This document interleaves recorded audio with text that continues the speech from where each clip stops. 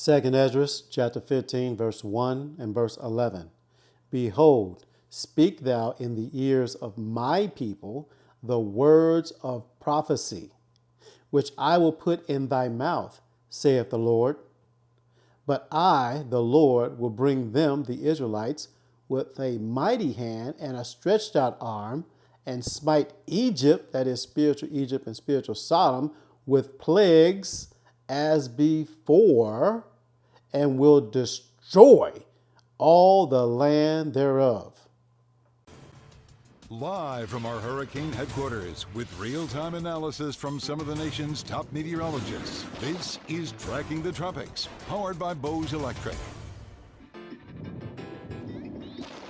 Eagle 8 HD over destroyed homes, floating vehicles, and flooded neighborhoods in the aftermath of Debbie's impact here in Florida. The survey flight, the focus of today's episode of Tracking the Tropics.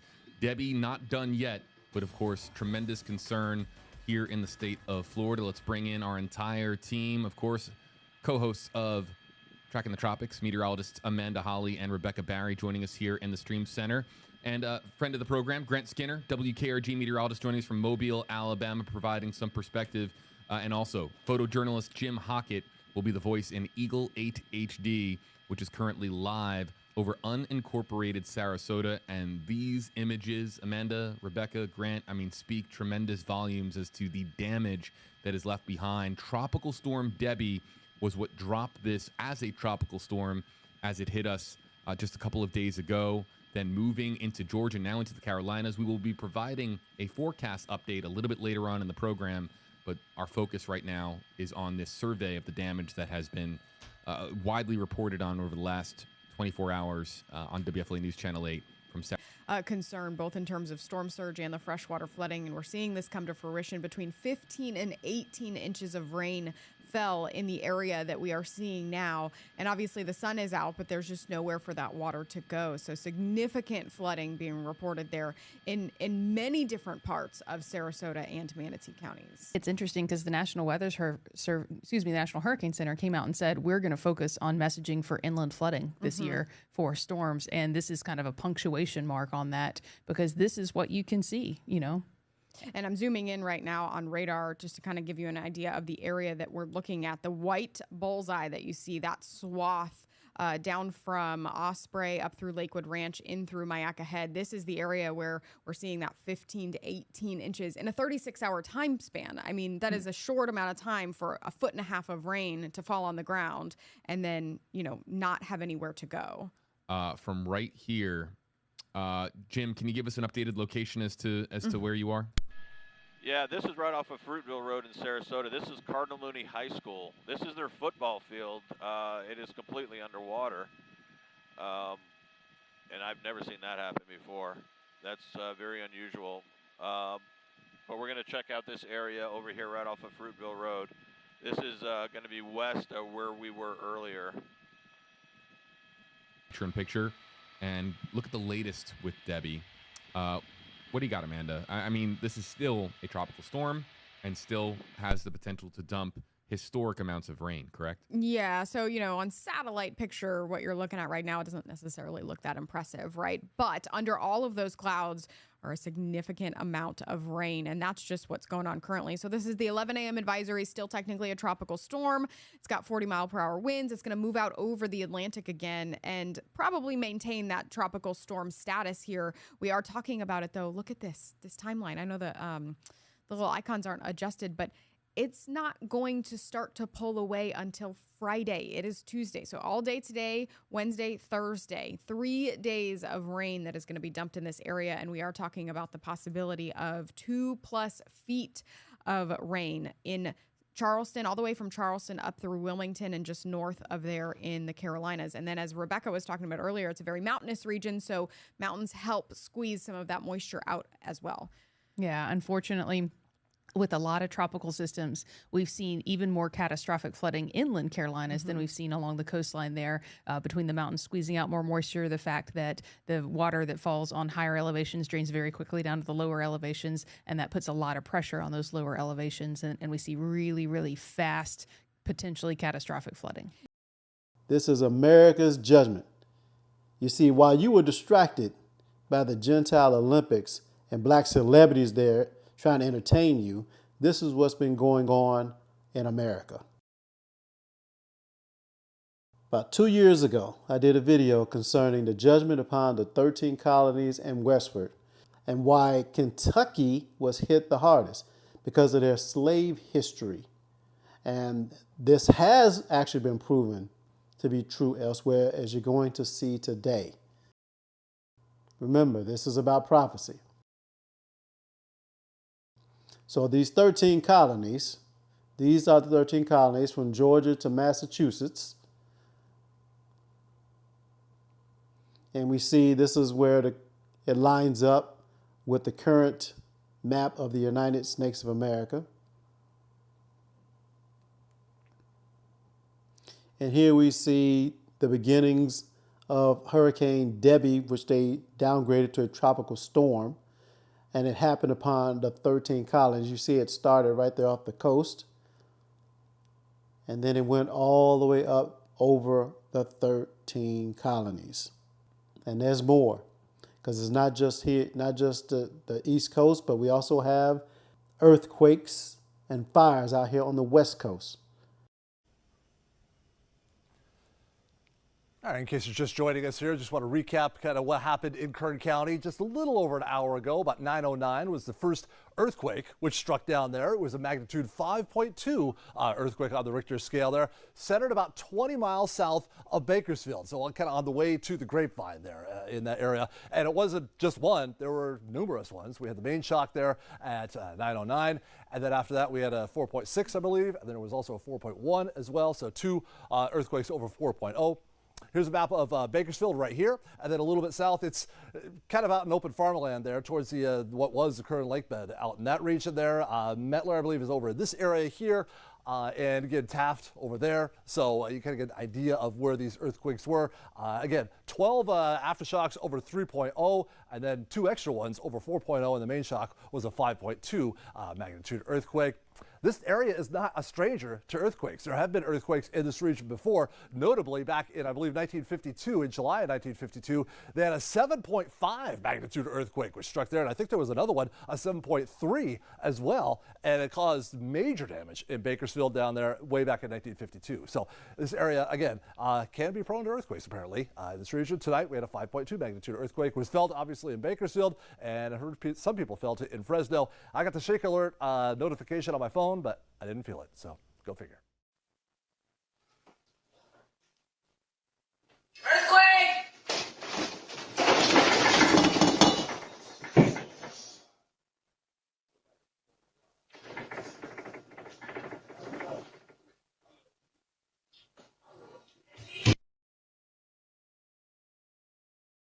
So this is Psalms chapter 38, verses 12 to 18. This concerns a multitude of Gentiles will be punished and destroyed. Verse 12, who said, let us take to ourselves the houses of the Most High, that is the 12 tribes of Israel, in possession. And we're in their possession today all around the world, scattered amongst the Gentiles. O my power, make them like a wheel, as the stubble before the wind. As the fire burneth a wood, and as the flame setteth the mountains on fire, so persecute them with thy tempest. That is the storm wind, the whirlwind, to do what? To terminate, to consume, to have an end, and to perish.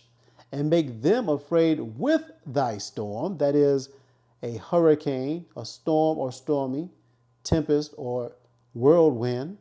Fill their faces with shame, that they may seek thy name, O Lord. Let them be confounded, that is confused and troubled, to disturb, alarm, terrify, hurry, be disturbed, be anxious, be afraid, be hurried, and be nervous forever. Yea, let them be put to shame and perish, that men, these Gentiles, may know that thou, whose name alone is Yahweh, art the Most High over all the earth. Psalm 11, verse 6. Upon the wicked he shall rain snares, that is, traps, fire and brimstone, and an horrible tempest. This shall be the portion of their cup, and they shall drink. Yeah, guys, we're right near Ireland Creek, and you can see that it is moving and moving and moving, even spilling into this Foodland parking lot. But 20 minutes southeast, that's where we spent our day. Rain from Debby blew 2 bikes on a private drive pond. Those ponds no longer exist.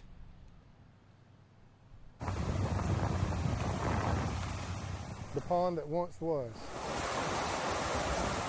The emergency overflow was going as hard as it could go, and I quickly realized that we had too much water coming in and not enough going out. So I feared it was going to blow that dike out, and within 30 minutes of me seeing it for the first time, we didn't have a lower pond anymore. For a decade, Ian Padgett's been raising Black Angus cattle and other livestock on this Colleton County property. Of course, the pond structure was here when we first moved out here. The lower portion of Crosby's Pond, normally 20 feet deep, gone in the blink of an eye. That's when the upper side started cresting over the other dike. Once the lower dike blew out, when it was compromised, it drained this entire side of the pond in probably 10 minutes. Nearly 20 acres of water flowing into Black Creek and then Salkehatchie Swamp, snapping trees, sounding off like gunshots. The sound, the force, it was uprooting trees. Those are messages that we try to tell people is the water is dangerous. Don't walk through floodwaters, don't drive through floodwaters. You know, again, 6 inches can float a car. Don't drive through floodwaters. You know, again, 6 inches can float a car. Here in South Carolina, take a look at what we're seeing at French Quarter Creek. There is so much flooding that has taken place here, and the water just keeps going. It's pretty deep, probably close to a foot. Now you can see this is a road completely impassable. And if you take a look behind me, you can see there are homes that are back here. We learned this morning that everyone that lives in these homes were able to make it out safely, which is the good news. However, some people had to be rescued out of here by boat. But right now, anyone that has a home back in this area is not there and has taken, shelter elsewhere, somewhere safer. And we were speaking with one man who lives in that first house right back there, and he came back out this morning to check on his property. He did not go through here. He said he just wanted to see, how high it got. He said he was feeling relieved. He tells me that they've gotten flooding here before, and they were trying to decide, whether or not they were going to stay, but it was all about preparation. They started preparing last week when they heard the term used, historic. And he said, they took all those preparations necessary in their house to mitigate some of the damage. But he says, they have cameras and they know they have water damage and some cleanup to do. Video from Walterboro earlier today. First responders are out in full force, making sure everyone is safe. We'll have more storm coverage coming up next. Debby is still not over. Some business owners in Moncks Corner are already in cleanup mode. And we now know it was an EF1 tornado that ripped through the town, leaving debris, but miraculously no injuries. Our Claire Weber gives us a look now at the damage and cleanup efforts.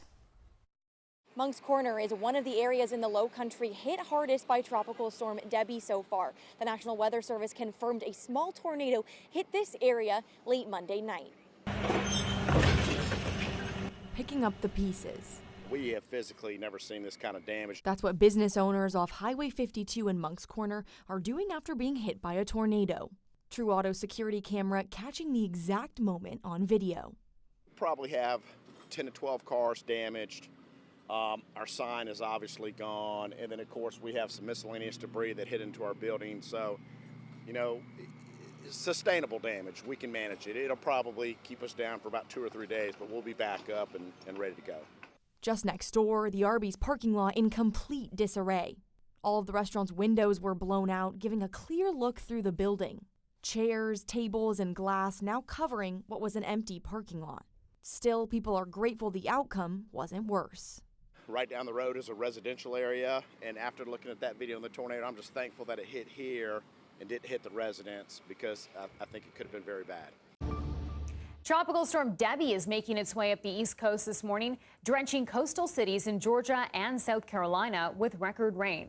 The storm has moved off the southeast coast, but is expected to get stronger as it returns inland later this week. Of additional flooding, not just in Charleston, but throughout the Carolinas, North Carolina as well. The reason is because the storm, as you mentioned, just hovering just offshore, continues to draw moisture from the Atlantic. So while the rain may not be flooding this area right now, if it's flooding areas upstream, all that will have to make its way down here. So no one is out of the woods just yet. If the outer bands, or the bands that are still coming from the Atlantic, strengthen and pick up more intensity, that's where you may have the possibility of more isolated tornadoes in areas north of here. So that's why it's important for people to heed the warnings. We've seen tornado warnings popping up left and right ever since this storm started to hit Florida a few days ago. We start the day's other headlines with severe weather. The effects of Tropical Storm Debby are being felt as far north as the Great Lakes. The effects of Tropical Storm Debby are being felt as far north as the Great Lakes. The effects of Tropical Storm Debby are being felt as far north as the Great Lakes. The massive cyclone has collided with other weather systems, dumping heavy rain on highways and streets and stranding motorists in New York. It's also toppled trees into homes, like here in Ohio, where more than 300,000 people had lost power as of this afternoon. Debby is out over the Atlantic right now, but will move inland by tomorrow before marching north towards New York and into Canada. Before that, though, there is more rain in store for southern states like the Carolinas. Today, North Carolina's governor warned residents to stay ahead of the storm. So preparation now means saving lives later. We expect this storm to continue its slow, gradual approach, bringing multiple days of heavy rainfall and the potential for widespread and even severe flash flooding. At least 6 people have died due to Debby, most of them in traffic accidents or from fallen trees. Isaiah chapter 28, verse 2. Behold, the Lord hath a mighty and strong one, which as a tempest of hail, or the Most High's judgment is what that means, figuratively, and a destroying, that is storm, tempest, terror, and horror storm, which is rain shower, thunderstorm, flood of rain, downpour, rainstorm, as a flood, which is to gush as water, carrying away as with a flood of mighty waters overflowing, shall cast down to the earth with the hand. So what does this? This is Job 27, verses 19 to 23. The rich man shall lie down, but he shall not be gathered. He openeth his eyes, and he is not, because he is dead, that is. Terrors, that is destruction, calamity, dreadful event, take hold on him as waters. A tempest, that is storm wind or whirlwind, to terminate, consume, to have an end and perish, stealeth him away in the night. The east wind, which always means destruction, carrieth him away, and he departeth, and no longer among the land of the living, that is. And as a storm hurleth, that is to storm away of the Most High's action against the wicked, him out of his place. For the Most High shall cast upon him, and not spare. He would fain flee, that is, to flee suddenly, chase away, drive away out of his hand. Men shall clap their hands at him, and shall hiss, that is, as a call or in scorn, him out of his place. They're going to clap their hands at the Lord out of his place. Because what does this? Tornadoes, hurricanes, also known as tempests, storms, and whirlwinds. Remember, we're talking about fulfillment of prophecy. Isaiah chapter 29, verse 6. Thou shalt be visited and punished of the Lord of hosts with thunder and with earthquake and great noise and storm and tempest and the flame of devouring fire. You see, climate change is the judgment of the Most High, who maketh his angels spirits and his ministers thunder, earthquake, a great noise, storm, tempest, and the flame of devouring fire. 2nd Esdras chapter 15, verse 1 and verse 11 again. Behold, speak thou in the ears of my people, the Israelites, the words of prophecy. This is what we've done today, which I will put in thy mouth, saith the Lord. Verse 11. But I, the Lord, will bring them, the Israelites, with a mighty hand and a stretched out arm, and smite Egypt with plagues as before. So we know you're talking about spiritual Egypt and spiritual Sodom, and will destroy all the land thereof. This is why we say, because the scriptures say it, that Babylon the Great, United States of America, will be totally destroyed. This has been America's judgment. You see, while you were distracted by the Gentile Olympics and the black celebrities thereof entertaining you, which is the first time they've ever brought out this many of your black celebrities to try to distract you at an Olympic Games. And by the way, they're being paid to do it. They're not doing it because they're entertained by the Olympics. They're doing it because they're getting paid to entertain you and distract you from this judgment that's going on while you are distracted. I leave you in the most capable hands of the Most High Yahweh, Ba'Hashem, Yahweh Shai.